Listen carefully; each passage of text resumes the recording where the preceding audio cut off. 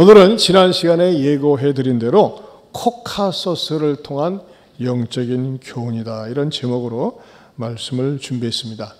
저하고 아내하고 약 2주간 이렇게 코카서스를 방문했는데 아마 많은 분들이 코카서스를 잘 모릅니다. 그러나 저도 아내도 생전 태어나서 아마 처음이자 마지막 경험이 아닐까. 그러나 저희는 단순한 관광이 아니라 영적인 관점으로 그것을 둘러보면서 보고 느낀 바를 정리하면서 코카서스를 통한 영적인 교훈이 무엇일까 여러분에게 말씀을 드리고자 합니다. 첫 번째로 코카서스의 형편들을 좀 말씀드리고자 합니다.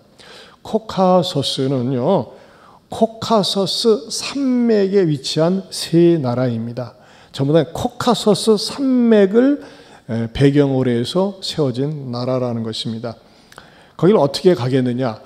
이 코카서스에는 아제르바이잔, 아르메니아, 조지아 세 나라로 구성되어 있는데 그 나라에 직항로가 없습니다. 그래서 터키의 이스탄불 항공에 12시간 비행기를 타고 도착하고 거기서 바로 또 비행기를 갈아타고 아제르바이잔이라는 곳에 2시간 반에 또 비행기를 타고 그쪽에 도착해서 아제르바이잔으로 갔고 아제르바이잔에서 그 다음에 이제 아르메니아로 가기 위해서 아르메니아하고 아제르바이잔은 왼수지간입니다. 서로 붙어 있으면서. 그래서 조지아를 경유해서 또 조지아 국경을 넘어가지고 조지아 국경을 넘어가는 데는 걸어서 넘어갑니다. 그 국경 초소가 있어가지고 그래서 아르메니아로 갔다가 아르메니아는 하루만 있고 아르메니아에서 조지아로 한 5일 동안 체류하면서 있었던 일들에 대해서 보고 듣고 느낀 바를 말씀을 드리겠습니다. 첫 번째 방문했던 나라는 부유한 조건 속에 가난한 나라를 배우게 되었습니다. 그 부유한 조건 속에 가난한 나라는 어느 나라냐면요, 바로 아제르바이잔이었습니다. 그 아제르바이잔을 다시 한번 띄워주세요. 아제르바이잔은요, 그 조지아, 아르메니아와 더불어서 가장 땅 면적이 넓습니다. 약 8만 6천 평방킬로미터. 말하자면 어느 정도 되냐면 우리 대한민국은 10만 평방킬로미터거든요. 그럼 제주도를 뺀 땅덩어리입니다. 그냥 굉장히 다른 나라에 비해서 땅이 큽니다. 면적이 커요. 그리고요, 놀란 것은요, 버스를 타고 가는데 가는 곳곳마다 펌프질을 해요. 펌프질.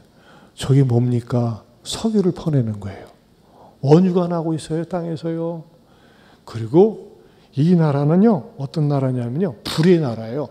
천연가스가 매장되어 있어가지고 땅구멍을 뚫으면요 불을 뗄 수가 있어요. 이야, 세상, 이렇게 복받은 나라가 어디 있을까 싶더라고요.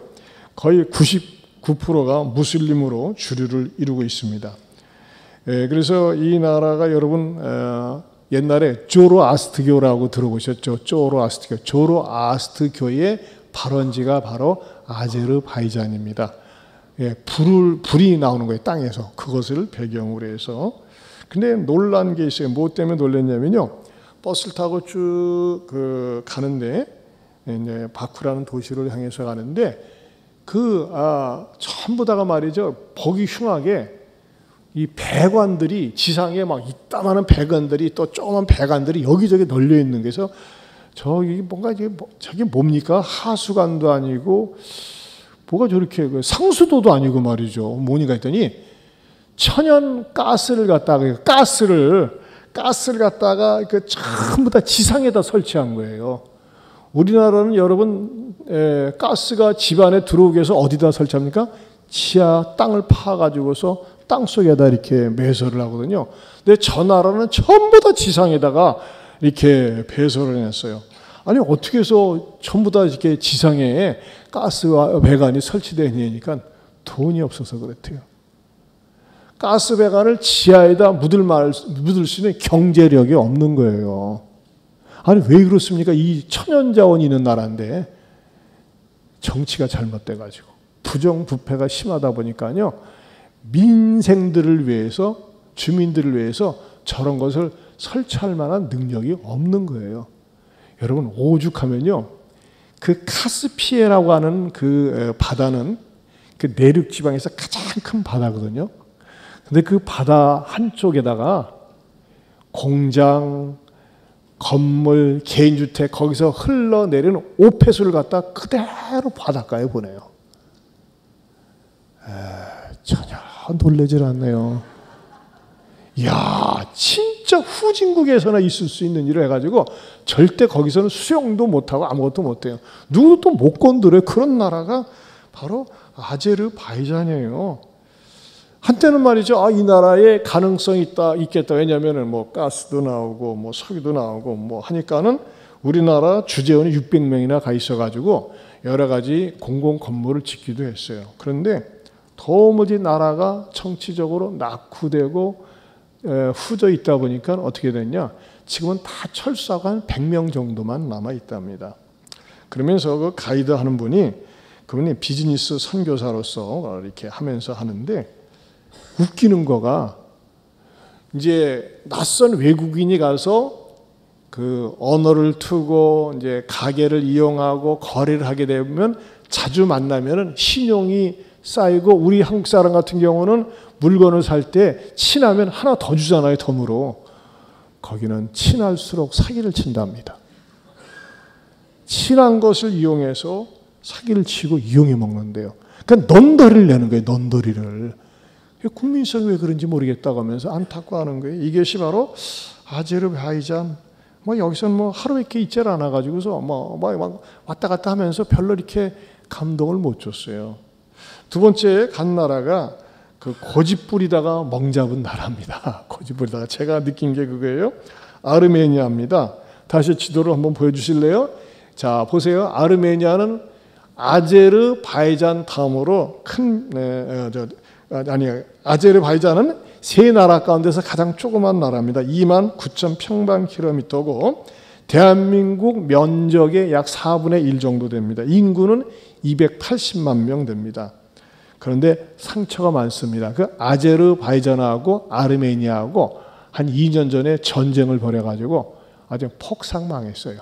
그래가지고 땅도 빼앗기고 한마디로 마음속에 한이 많은 나라입니다. 그래서 아제르바이잔하고 아르메니아는 절대 서로 교류도 없고 들어가지도 않고 막 응응거리고 있습니다. 그래서 그러나 아르메니아에 가기 위해서는 바로 조지아를 들어가서 조지아에서 아르메니아로 이렇게 입국해야 된다는 것입니다. 그 아제르바이잔은 방금 말씀드린 것처럼 불의 나라라고 그랬어요. 땅속에서 막 천연가스가 있고 원유도 있고. 근데 아르메니아는 돌의 나라라고 합니다. 돌의 나라. 전부 다 암석으로 돌로만 이루어졌어요. 심지어는요, 큰 냇가에서 막 물이 흐르는데 물도 돌이 흐르는 것 같아요. 왜냐하면요, 물이 전부 다 석회석으로 이루어져 있습니다. 석회석 시커매가지고. 그래가지고 어떤 조크가 있냐면, 야, 저 석회석 받아다가 가공하면 돌 되겠다 싶을 정도로 돌의 나라가 바로 아르메니아라는 것입니다. 그런데 이 아르메니아는요, 사실 초창기엔 복을 받은 나라예요. 왜냐하면 1세기에 그 예수님의 제자 바돌레마하고 다데오가 아르메니아에 가서 복음을 전하면서 301년에 콘스탄틴 황제가 313년에 기독교를 국교로 공인했거든요. 근데 그보다 이전에 301년에 최초로 우리나라는 기독교를 국교로 할 거야 하면서 이렇게 선언할 정도로 최초의 기독교와 국교가 됐다고 합니다. 그래서 인구의 90%가 아르메니아 사도교회라고 합니다. 한때는 그 아르메니아하고 이스라엘하고 미국하고 사이가 좋아서 이 소련 연방으로부터 소련이 붕괴되면서 자유를 얻었거든요. 그게 91년도입니다. 그때 막대한 지원을 받아서 이 아르메니아가 막 살아나는 것 같았답니다. 그런데 어느 순간에 이 아르메니아가 엉뚱한 얘기를 했습니다. 뭐냐? 노아 자손의 직계 후손이 우리다 하면서 말이죠. 이스라엘하고 이렇게 성경 교류적인 싸움을 벌이면서 이스라엘하고 관계가 안 좋았어요. 이스라엘하고 관계가 안 좋으니까 미국에서도 원조를 끊고 그때부터 가난하기 시작했다는데 정말 가난해요. 이렇게 그냥 공장도 짓다 말고 건물도 짓다 말고 폐가가 많고 폐해된 그런 장소가 너무나 많더라고요. 정말 안타깝다. 그걸 느꼈고, 그래 마지막 그 아르메니아에서 떠나면서 그 숙소에서 이렇게 가만히 아니 호텔에서 식당에서 저쪽을 바라보는데 그 설산이 보이는 거예요. 설산. 이 무덤 위에 설산이. 그래서 저 설산이 뭡니까 했더니 노아의 방주가 내렸던 아라랏산이라는 거예요. 저 보세요. 여러분 제가 손가락으로 이렇게 여러분을 위해서 손가락질하고 있는 거예요. 보이시나 모르겠어요. 자, 여기서 안 보이시죠? 이겁니다. 제가 식사했던 그 건물 2층에서 보였던 그 아라랏산. 그러나 보기만 할 뿐이지 가지 못하는 산입니다. 저것도 남의 나라고 그쪽입니다. 이렇게 이게 아르메니아는 한마디로 해서 괜히 가장 조그만 나라거든요. 세 나라 가운데서. 근데 괜히 막 고집 부리다가 생고생하는 나라. 속된 말로 똥꼬집 피우다가 고생합니다. 옆 사람하고 이렇게 인사합시다. 똥꼬집 피지 맙시다. 괜히 고집 우기다가 고생하는 거예요. 우기다가 고생을 하고 있는 거예요. 자, 그 다음에 마지막으로 세 번째, 많은 교훈을 준 나라. 많은 교훈을 준 나라가 바로 조지아입니다. 조지아. 한 번만 더 보여주실래요? 이 나라는요, 6만 9천 평방킬로미터, 우리 한반도의 3분의 2 정도 됩니다. 인구는 371만 명. 여러분, 땅덩어리는 넓고 인구는 적습니다. 남북이 이렇게 길게 말이죠, 늘어져 있어요. 북쪽으로 올라가면 그 러시아 흑해 쪽으로 이렇게 올라가다 보면요, 그야말로 제2의 스위스와 같다고 할 정도로 얼마나 정말 막 감탄이 저절로 나올 정도의 아름다운 그 산야를 가지고 있습니다. 우리가 이제 맨 마지막 코스가 그 조지아로 가서 지냈는데 저녁 때 추워서 잠을 못 자겠어요. 거기는 에어컨 자체가 없습니다. 이렇게 무더운데, 물론 남쪽에는 굉장히 덥습니다. 미리 이제 그 천장공 측에서 겨울 옷도 좀 갖고 오라고 그래서 갖고 왔는데 저녁 때 얼마나 추운지 가디건 입고 막 이것저것 껴입고 잤다니까요. 그 정도로 춥습니다. 그러니까는 기온차가 굉장히 심한 것이죠. 그러나 그 조지아는 정말 이제 아름다운 풍광을 가지고 있었고, 앞으로도 이 나라를 사람들이 많이 찾겠구나, 그런 생각을 하게 되었습니다. 조지아 정교회가 약 84%, 이슬람이 10%입니다. 그리고 이 조지아는요, 곳곳마다, 눈에 보이는 곳마다 아름다운 성당들이 정말 처체에 널려 있었습니다. 저희가 이 조지아에 도착해서 맨 먼저 버스를 타려고 하는데, 버스에다가 우리를 안내하는 이렇게 한글과 조지아 국기가 있었습니다. 한번 잠깐 볼까요? 여러분들이 보는 그 우측에 허남 포럼 이렇게도 있고, 여러분 중앙에 국기가 보이십니까? 잘 안 보이시나요? 십자가. 근데 이거 가까이 보니까요, 이게 국기입니다. 국기가 십자가가 전부 5개가 있어요. 가운데 빨간 십자가, 예수 그리스도를 나타내고 있고, 또 다른 십자가가 4개가 있어요. 이게 뭘까요? 세상에 마태, 마가, 누가, 요한을 표시한대요. 이야, 얼마나 성경적인 국가인지 몰라요. 이 말이죠, 돌아다닐 때마다 이 국기가 펄럭이는데 진짜 인상적이더라고요. 그러면서 이 돌아다니면서 보니까 말이죠, 또 이렇게 주택에 들어가서 다닐 때도 보면요, 이 나라가 굉장히 낭만적이에요. 그 집집마다 길가에 뭐를 가로수로 심어놨냐면요, 포도나무예요. 포도나무를 한번 보세요. 이렇게 전부 포도나무가 길가에 그냥 집 단장해가지고 이렇게 심어놨어요. 자, 전부 다 포도나무. 우리 교회는요, 사람들이 보며 즐기라고 이 앞에다가 대추나무를 심어놨습니다. 작년에는 대추 열매가 없었어요. 근데 대추나무에 연 걸리듯 한다고 올해는 말이죠, 어떤 것들은 대추가 이만해요. 근데 어떤 인간들이 밤새 따가버리네. 익을만 하면 따가요. 여러분들 혹시 저녁 때 다니시다가 보면요, 따가려고 하면 따가지 말라고 좀 하세요. 아주 익지도 않았어요. 맛도 없어요. 좀 빨갛게 익을 때까지 좀 보면 좋은데 말이죠. 왜 그렇게 사람들이 욕심하는지 모르겠어요. 이 나라는요, 포도나무 이렇게 잔뜩 익어도요, 그냥 뭐 관상용인지 물어보지는 않았어요. 근데 어쨌든 이게 먹는 거래요. 근데 그 포도나무가 주렁주렁 열려 있더라고요. 그리고 이 버스를 타고 가다 보면요, 그 이제 동남아시아가 다니다 보면 거기는 항상 높은데 절간이 있는데 여기는 항상 산 정상에 성당이 있어요. 성당 보세요. 다 제일 꼭대기야 말이죠. 항상 성당이 있고 이것을 가까이 가서 보니까요, 이렇게 예쁜 성당들이 있었습니다. 이 조지아는 오랜 세월 동안 소련의 지배를 받아오다가 역시 1991년 소비에트 연방의 붕괴와 함께 독립하게 됐지만 이 러시아의 압력으로부터 벗어날 수가 없었습니다. 조지아로 들어갈 때, 아르메니아로 들어갈 때, 아제르바이잔으로 갈 때도 우리가 이제 국경을 통과해야 되니까는 이제 심사를 받고 짐을 다 클르고 짐 검사하고 그런 일들이 많이 있었어요. 그런데도요, 제 마음속에 저절로 기도 제목이 옆에 목사님들과 더불어 나오더라고요. 와, 우리가 이 조지아로 들어갈 때 가방을 다 열고 짐 검사하고 육로로 걸어가거든요. 육로로. 아이고, 이런 날이 남북한에도 있으면 좋겠네요. 우리가 저 북한에 갈 때 판문점 통과해서 짐 다 열어놓고 통과하고 갈 수 있고 올 수 있었으면 좋겠습니다. 그런 기도를 한 적이 있습니다. 저는 그런 날이 올 줄로 믿습니다. 북한의 붕괴 조짐이 보이고 있습니다. 뭔지 아십니까?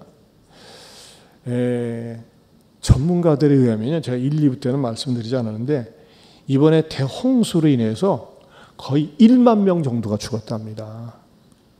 근데 그걸 얘기하려 하지 않아요. 근데요, 놀라운 희소식이 뭔지 아십니까? 북한의 군수 물자를 만드는 공장, 미사일 만드는 공장이 어디에 몰려 있냐면요, 자강도에 몰려 있습니다. 자강도. 이 자강도는요, 중국하고 인접해 있습니다. 이 군수 물자 시설이 거기에 몰려 있는데 왜 일부러 그렇게 했냐면 혹시 그런 일이 없어야 되겠지만은 남북이 전쟁이 일어나서 미군이 폭격을 할 때 거기를 건들면 중국을 건들 수도 있기 때문에 일부러 자강도에 몰려 있는데 이번에 홍수가 나가지고 군수 물자가 쫄딱 젖었답니다. 그거 복구하려면 몇십 년 걸린대요. 그러니까 김정은이 이놈의 자식이 허세를 부리는 거예요. 허세. 괜히 승질나니까 걔 또 풍선 또 올리고 난리치는데 이 군사 전문학자들이 그래요. 쟤네들이 전쟁을 일으킬 것은 꿈도 못 꾼다고. 왜냐하면요, 그게 다 젖어버렸어요. 할렐루야, 놀렐루야. 얼마나 기분이 좋은지 모르겠어요. 그러나 저는 이런 희망을 갖는 거예요. 뭐냐면은 제가 국경을 통과하면서 하나님, 국경을 통과하는데 얼마나 힘든지 몰라요. 이 나라들이 말하자면 후진국이다 보니까요, 이 여행용 가방을 끌고 가는데 우리나라 같으면 이게 시멘트 포장이 돼서 잘 가잖아요. 이게 안 돼 있어가지고 얼마나 힘들고 어려운지 말이죠. 그거 하는데 통과하는데 하는 건 2시간 걸리고 그랬어요. 그런데도 불구하고 어떤 희망을 가졌다고요? 남북도 이런 날이 오게 하여 주옵소서. 따라서 합시다. 남북도 서로 오고 가는 날이 오게 하여 주옵소서. 아멘입니까? 자, 그런데요, 일제가 우리 민족에게 고통을 준 것처럼 조지아의 러시아는 엄청난 고통을 줬고 지금도 고통을 주면서 막 주물러요. 여러분, 우크라이나하고 러시아하고 전쟁이 일어나면서 러시아에서 군대 가기 싫은 젊은이들, 돈 많은 사람들이 어디로 다 도피했는 줄 아십니까? 조지아로 도피했어요. 조지아는 그동안에 경제적으로 어려웠는데 이 도피해오면서요, 조지아 경제가 살아난다는 겁니다. 그런데요, 이 반드시 방문하는 곳이 있는데 조지아와 러시아의 우호 기념비라는 겁니다. 우호 기념비. 여러분, 뭐 느끼세요? 얼마나 평온한 모습입니까? 아주 덩치 큰 아줌마가 어린 아이를 품고 있어요. 무엇을 뜻할까요? 덩치 큰 아줌마가 러시아를 상징한대요. 아이는 조지아 국민이에요. 야 이것들아, 내가 너희들을 보호해주고 있잖아, 지켜주고 있잖아. 조지아 국민들이 조로 우호 기념부로 만들어오는 이곳에 올 때마다요 분노가 일어나고 울분을 금할 수가 없답니다. 왜? 이 러시아에 보세요. 러시아의 뻔뻔스러움. 이 얼마나 조지아를 착취하고 힘들게 하는지 모르는데 저걸 딱 만들어 놓고 대내외적으로는 얘기를 하는 거예요. 우리가 조지아를 감싸주고 있다, 보살피고 있다. 그건 전 대번에 떠오르는 게 뭐예요? 때려부시면 되잖아. 못 때려부신다는 겁니다. 지금도 러시아의 영향력이 있어가지고 러시아 사람들이 자유자재로 드나든대요. 또 뭐 조지아에서도 가고 뭐 보면요 엄청난 긴 트럭 행렬들이 러시아에서 물품을 반입해 오고 있어요. 그런데 이럴 때는 있답니다. 러시아 인간 가운데서 누가 갑질하면요 우크라이나란다. 조지아 사람들이 달라붙어 가지고 몰매를 준답니다.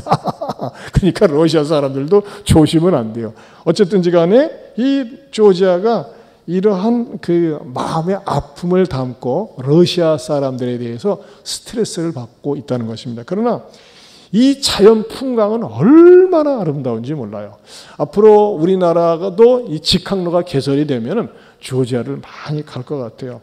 이 뭐 우리나라도 뭐 지리산, 뭐 설악산, 뭐 대둔산, 미륵산 좋지만은 이 산은 뭐 정말 기가 막히게 좋아요. 근데 그건 여러분들이 인터넷을 통해서 보시고 자, 이 산의 아름다운 모습을 개팔자로 하나 그려봤습니다. 정상에 올라가지고 개도요 들개들이 얼마나 많이 있는지 이 들개들도 산에 올라가지고 봐요. 토실토실한 거 그렇습니다. 그러나 여러분 이런 모습들이 굉장히 빈궁합니다. 달러가 쓸 수 없고요. 그 나라 화폐로 써야 되는데 여러분 화장실을 가려가면요 우리나라 돈으로 제일 싸면 500원 그렇다면 1,000원을 줘야 돼요. 그래서 환전소에 가서 같이 통행했던 우리 선교사님인데 그 나라 돈으로 바꿔가지고 성당, 심지어는 성당마저도 화장실 값을 받습니다. 이야 참나 그런 거. 그럼 그러고 보니까요 얼마나 안타까운지 몰라요. 이런 환전소에서 말이죠 이렇게 돈을 바꿔가지고 화장실을 사용하고 그랬습니다. 하면서 이제 본격적으로 말씀드릴 거가 두 번째로 참된 계명을 빼버린 성당들의 모습이라고 하는 것입니다. 모든 성당마다 거지가 있습니다. 거지가 딱 앉아 있는데 여러분 이 거지 할머니가 생각 밖으로요 최고 부자래요. 현금 부자. 이 거지들이 얼마나 돈이 많은지 모른다는 겁니다. 그러면서 가이드가 돈 줄 필요 없대요. 자, 그런데 성당 안에 들어가면요 대부분 동방정교회, 뭐 히랍정교회 같은 말입니다만 그 모습들의 안에는 뭐가 있느냐? 성화가 있습니다. 성화. 그 성화가 있는데 제가 이제 들어간 곳에서 예배를 인도하는데도 여러분 보세요. 그림 자체만으로 얼마나 멋있습니까? 예수님이 부활을 승천하고 있고 그 밑에서 기다리는 모습 아닙니까? 이 성화를 그렸습니다. 저희는 개혁주의 교회이기 때문에 그에 가서 수요일 날도 여러분 저는 수요일도 예배, 이 수요 예배 드리는 장면입니다. 수요일 날 같이 목사님들과 더불어 예배를 인도했습니다. 그런데 이 정교회, 동방정교회의 모습은 한결같은 공통점이 있는데 모든 벽면에 오래된 건물 벽면에 성화들이 있어요. 예수님의 제자, 또 성자, 또 훌륭한 성인들 그런 성화들이 있는데 그것을 동영상으로 한번 이렇게 찍어봤습니다. 네, 보면 자 벽은 보세요. 오래된 건물 아니겠어요? 석조 건물로. 그래 전부 다 이렇게 성화들이 있다고 하는 것입니다. 이런 성화들이 있는데 이 성화들을 예술적으로 좋다, 감상한다. 그건 뭐가 잘못되어 있겠어요? 그렇지 않겠습니까? 그런데 이 교회의 교리가 이 캐톨릭의 이 정교회의 교리가 이것을 숭배하도록 하는 겁니다. 이 앞에서 기도하도록 하고 이 앞에서 복을 받도록 이렇게 가르친다는 것입니다. 여러분 천주교에서 오류 가운데 가장 큰 오류가 뭔지 아십니까? 십계명을 변형시킨 겁니다. 십계명. 우리 1, 2부 때는 십계명을 쭉 낭독을 했는데 이 천주교의 십계명은 어떻게 되어 있느냐? 여러분 한번 보실까요? 1계명 같이 읽어볼까요? 시작. 하나이신 천주를 흠숭하라. 정말 흠숭이라는 말이 어려운 말입니다. 흠숭하라는 말은 흠모하고 공경하라 이겁니다. 그런데 두 번째 계명을 의도적으로 천주교에서는 빼버렸습니다. 지금도 천주교는 두 번째 계명이 없습니다. 두 번째 계명을 빼고 원래 성경에 나와 있는 우리 출애굽기 20장에 있는 두 번째 계명을 빼고 두 번째 계명이 뭐로 되어 있는지 아세요? 두 번째 계명은 같이 읽어봅니다. 천주의 이름을 헛되이 부르지 말라. 네, 이게 원래 세 번째 계명입니다. 하나님의 이름을 망령되이 일컫지 말라. 요 계명을 갖다가 두 번째 계명으로 놓고 두 번째 계명은 뭐로 되어 있느냐? 여러분 성경 찬송 펼치고 3보니까 맨 뒷면에 십계명을 펼쳐보세요. 십계명 성경책 펼치면요 맨 뒷장에 십계명이 나와 있어요. 십계명의 제2계명, 2계명 한번 집사님은 같이 읽어주세요. 같이 읽어볼까요? 2계명 시작. 제2는 읽어주세요. 제2는 너를 위하여 새긴 우상을 만들지 말고 또 위로 하늘에 있는 것이나 아래로 땅에 있는 것이나 땅 아래 물속에 있는 것에 어떤 형상도 만들지 말며 그것들에게 절하지 말며 그것들을 섬기지 말라. 네, 이걸 빼버렸어요. 어디서요? 천주교에서, 카톨릭에서, 정교에서. 다시 천주교 십계명 보여주세요. 자, 그러면서 보세요. 3, 4, 5, 6, 7, 8까지는 똑같습니다. 근데 9계명과 10계명을 어떻게 하느냐? 10계명, 제 10계명에 있는 내용 가운데서 하나를 빡 빼가지고 9계명에 남의 아내를 탐내지 말라 이렇게 만든 거예요. 그럼 여러분 생각을 해보세요. 9계명에 남의 아내를 탐내지 말라는 어디에 포함될까요? 6계명에 포함됩니다. 그렇죠? 간음하지 말라. 이것이 남의 아내를 탐내지 말라랑 그 속에 포함되는데 제가 말이죠. 한번 물어봤어요. 왜 당신네들은 말이지 일부러 이렇게 해가지고서 왜 9계명을 갖다가 남의 아내를 탐내지 말라 이렇게 의도적으로 했느냐 하면서 제가 조사하면서 물어봤더니 인간들이 욕심이 많아가지고 남의 마누라에 관심이 많기 때문에 그것을 가르치기 위해서 이걸 딱 놓았다는 거예요.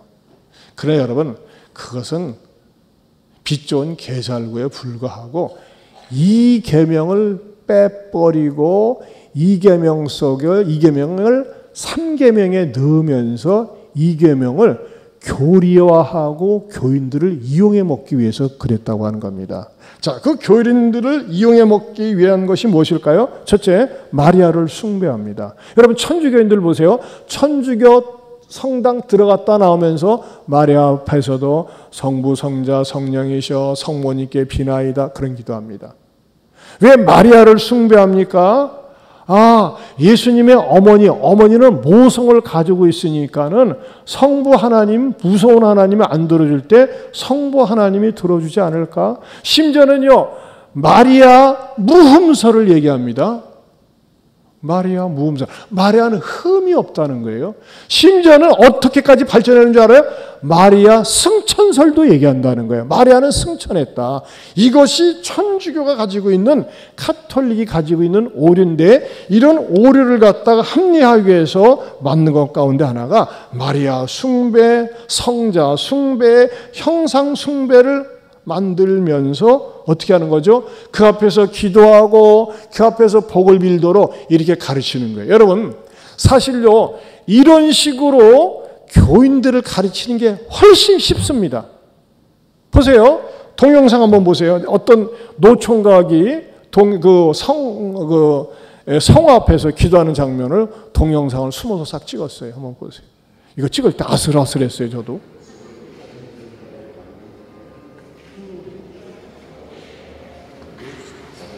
그 다음에 촛불 꽂고 또 뭐라고 기도합니다.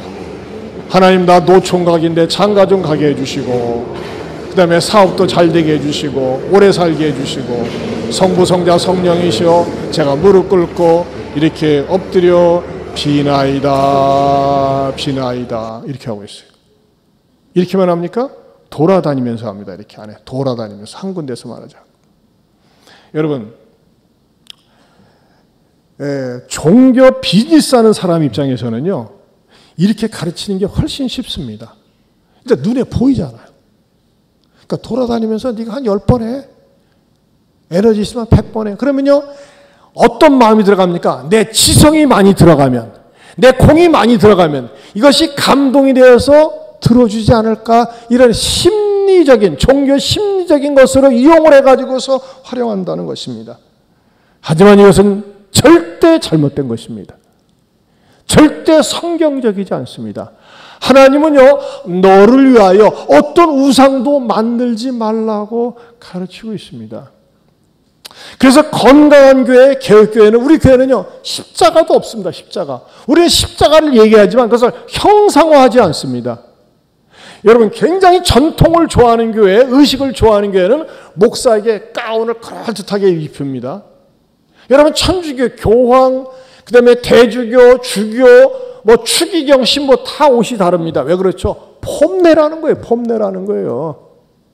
여러분, 옷을 잘 입은 사람, 그럴듯하게 입으면 뭔가 기가 죽잖아요.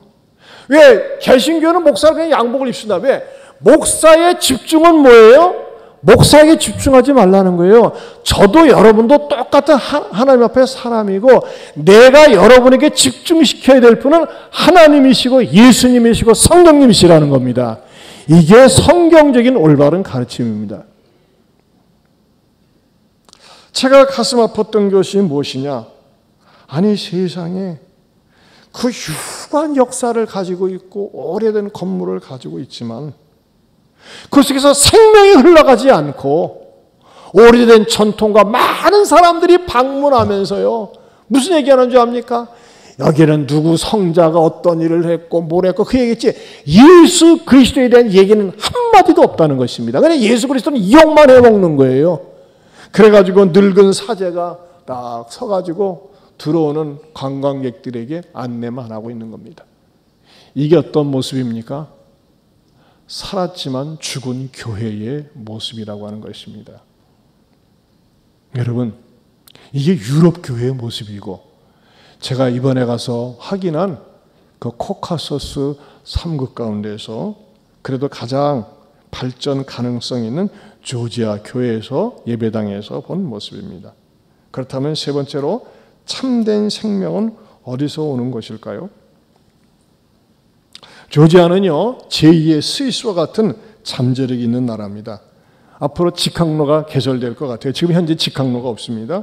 그런데요, 조지아도 경제가 얼마나 어려운지, 월급을 젊은이들이 가장 많이 받는 사람이 월 100만 원 받는데요. 100만 원. 빈부격차가 심합니다. 여러분, 희소식 하나 알려드리겠습니다. 눈을 크게 뜨세요. 거기는요, 은행에 정기예금 넣으면요, 은행 이자가 13%랍니다. 놀랄 줄 모르네. 여러분, 100만 원을 넣으면 13만 원 매달 나와요. 1000만 원 넣으면 130만 원. 우리나라는 이자가 얼마 됩니까? 뭐 많으면 4%, 3%, 2.5% 아니에요? 와, 13%예요. 근데요, 문제는 뭐냐? 저축을 안 한답니다. 사고방식이 희한하대요. 예를 들면 식당 같은 데서 한국 사람들이 미칠 노릇이 뭐냐면요, 직원들을 쓰잖아요. 주급받으면 그날부터 안 온대요. 돈 다 쓸 때까지. 뭐들로 그렇게 열심히 일하냐고 그런데요. 뭐들로 저축하냐고 그런데요. 희한한 사고방식을 가지고 있대요.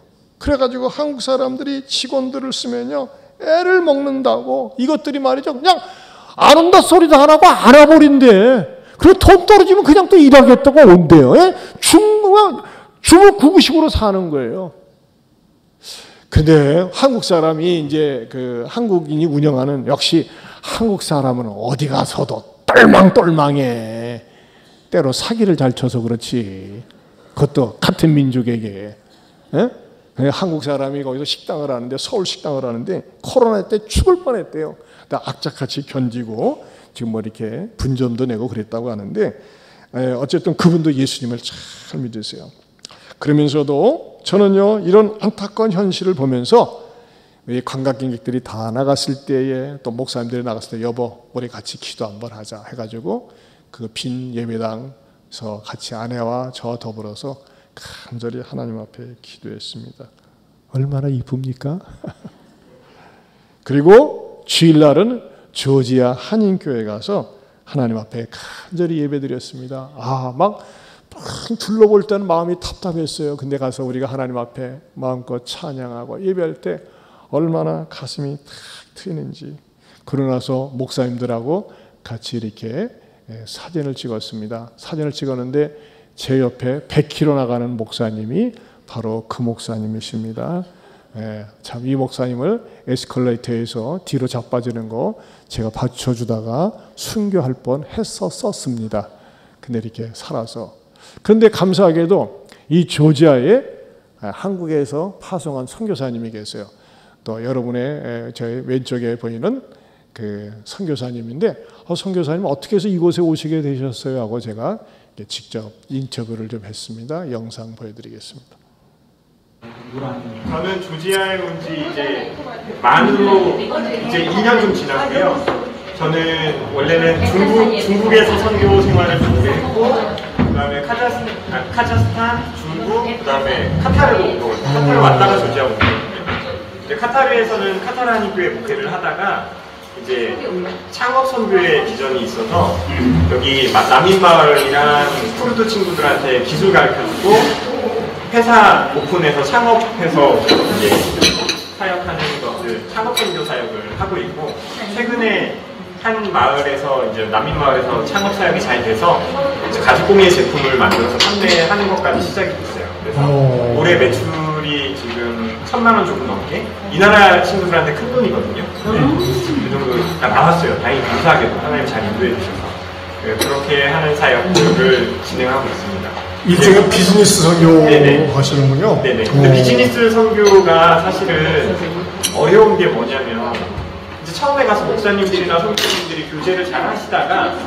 이제 비즈니스 선교를 하신다고 시작은 하시는데 일단 전문성이 좀 없으신 경우가 많고, 또 하나는 제자하고 스승 관계로 지내시다가 사장이랑 직원 관계로 바뀌면 돈이 끼니까 관계가 다 깨지고 사람을 잃어버리는 거예요. 그래서 저도 그런 선교를 너무 많이 봐와서 그냥 아예 그들이 책임질 수 있게, 저는 창업하는 데까지만 지원해주고 이제 본인들이 그 모든 것들을 책임질 수 있게 하는 사역을 진행하고 있습니다. 네, 감사합니다. 여러분, 조지아라는 나라가 조지아 정교회 80% 이상의 정교인인데 복음을 원치 않습니다. 이 자기네들 방식, 기독교를 변질시킨, 기독교를 샤머니즘한 거기에 익숙해져 가지고 이것을 별로 좋아하지 않는 거예요.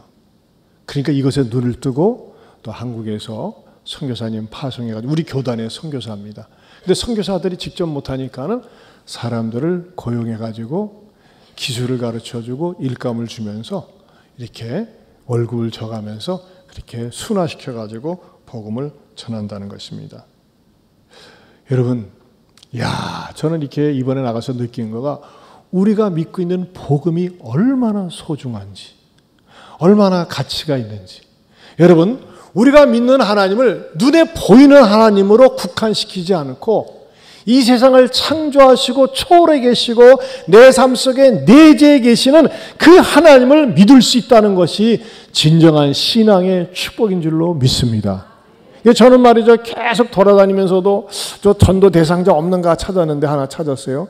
중국에서 온 여인인데 60이 넘었는데 은퇴하고 왔어요. 근데 말이죠, 제가 잘 못하는 영어지만 교회에 대해서 들어본 적이 있냐고 말이죠. 교회 다녀본 적이 있냐고. Have you ever been to church? 했더니 처치 what? 처치가 교회라는 말을 들어본 적이 없대요. 그래서 너 예수 믿어야 된다. 예수 믿어야 구원받는다 했더니 아이고 알았다고 해서 잠깐 했고, 또 같이 우리들을 일행을 쭉 안내했던 그 가이드가 49살 먹은 노총각이에요. 벌써 이 가이드 생활만은 한 30년 했는데 아주 해박해요. 그래서 이 사람에게도 전도하고, 또 옆에 같이 따라다니는 부가이드가 있어서 이 자매인데 이 자매는 대단해요. 39살 먹은 처녀인데 분자 생물학 연구원이었대요. 굉장히 공부도 많이 하고 연구원인데 왜 이 가이드 세계에 뛰어들었느냐 했더니 인생이 지루해서 뛰어들었대. 연구하는 게. 그래가지고 이제 이 조지아라는 나라에는 두 번째로 오는데 막 이 자매가 막 소리 지르는 거야. 너무너무 아름답다고. 그래서 제가 한쪽에서 시간 있을 때 얘기하면서 여보시오, 사람은요 두 눈은 보아도 족함이 없어요 하면서 진지하게 복음을 전하고, 아까 공항에서 헤어질 때 제가 이렇게, 공항입니다 여기가, 공항에서 헤어지기 전에 같이 기도를 해줬습니다. 사랑하는 성도 여러분, 눈에 보이는 것을 붙잡으면서 기도하고 매달리는 것은요 쉽습니다. 그러나 그것은 진짜 신앙이 아닙니다. 여러분, 참된 신앙은 무엇일까요? 말씀을 붙잡는 것입니다. 여러분이 교회 와서 어떤 일이 일어나야 될까요? 교회 와서 자랑할 것이 있으면 안 됩니다. 이 교회 역사는 어떻고 누가, 아닙니다. 교회에 자랑할 것은요 예수님밖에 없어야 됩니다. 예수님을 통해서 복음을 듣고, 예수님을 통해서 구원받고, 예수님을 통해서 믿음이 자라나는 것, 그것이 자랑거리가 돼야지 이 교회가 뭐 어쩌고, 그건 아무 의미가 없습니다. 하나님이 기뻐하지 않습니다. 여러분, 이것을 하기 위해서, 우리 자녀들에게 물려주기 위해서 무엇을 합니까? 전 특세를 하고 있는 겁니다. 전교인 토요특별 새벽기도에 나와서 3대가 어우러져서 같이 말씀을 듣고 훈련을 받고 기도하는 것입니다. 저는 쭉 돌아다니면서도 마음속에 무거움이 있었어요. 아무리 세상적으로 경관이 좋아도 그곳에 하나님이 없다면 그것은 공허한 세상입니다. 그러나 하나님을 믿고 예수님을 사랑하고 예수님을 자랑하며 산다면 산꼭대기에서도 만세를 할 수가 있습니다. 이 장면을 한번 보시기 바랍니다. 조지아 정상에 가서 하나님 예언께 만세, 제가 공중으로 이렇게 떠가지고 하늘 갈 뻔했습니다.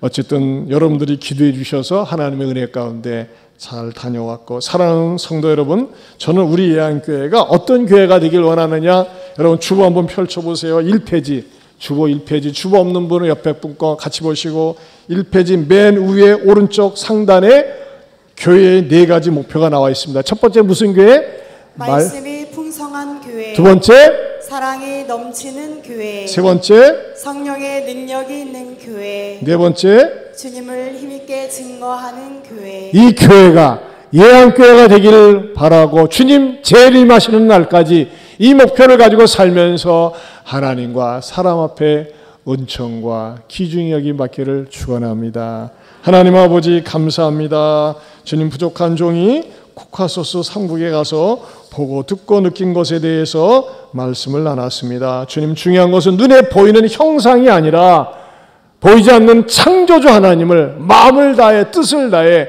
영과 진리로 예배드리는 그 예배자가 우리가 되게 하시고, 이 코카소스 3국을 고쳐주시고 북한을 고쳐주시고 우리를 고쳐주시옵소서. 예수님 이름으로 기도하옵나이다. 아멘. 설교 준비하면서 나의 하나님 고쳐주소서, 이 찬양이 떠올라서 같이 한번 부르겠습니다.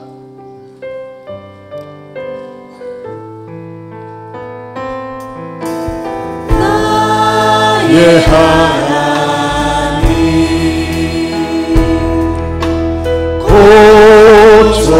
고쳐주소서.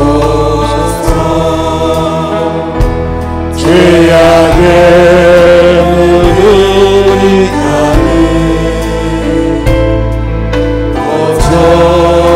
고쳐주소서. 나의 하나님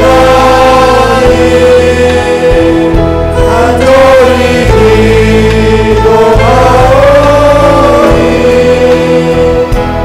일가의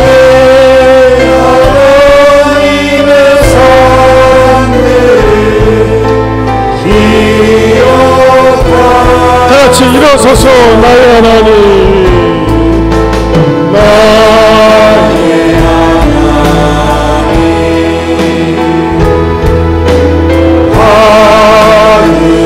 무엇을 받아야 합니까?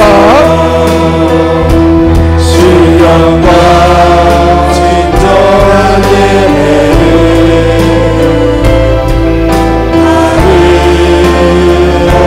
받으옵소서. 나의 하나님 경배와 찬양 드리나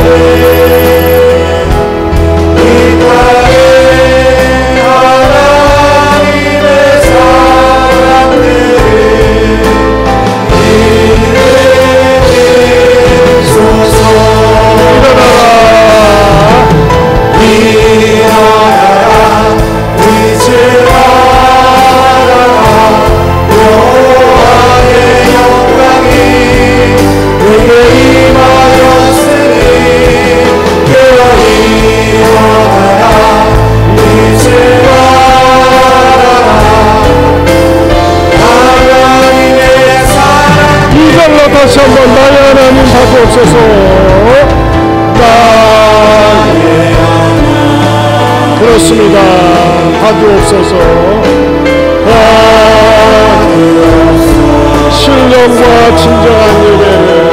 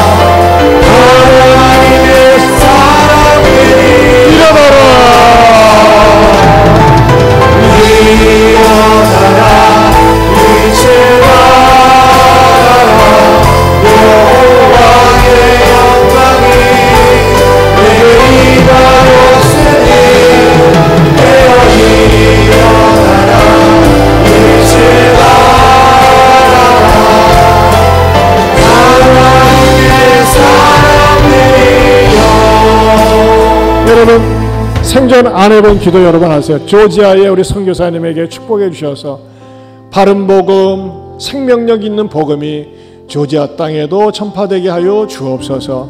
하나님, 우리 예안교회가 주님 재림하시는 날까지 건강하고 바른 교회, 생명의 복음을 전하고 외치게 하여 주옵소서. 오늘 오후 2시 반에도 2시에 모여서 또 덥지만 노방절도 오늘 나갑니다.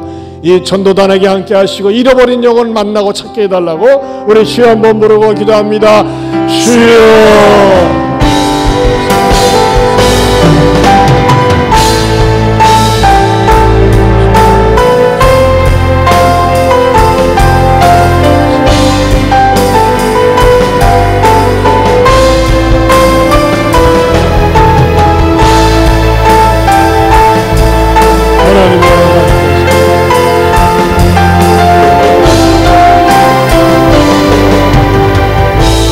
하나님 아버지, 대한민국을 축복하시사 자유민주주의를 마음껏 만끽할 수 있게 하심을 감사합니다.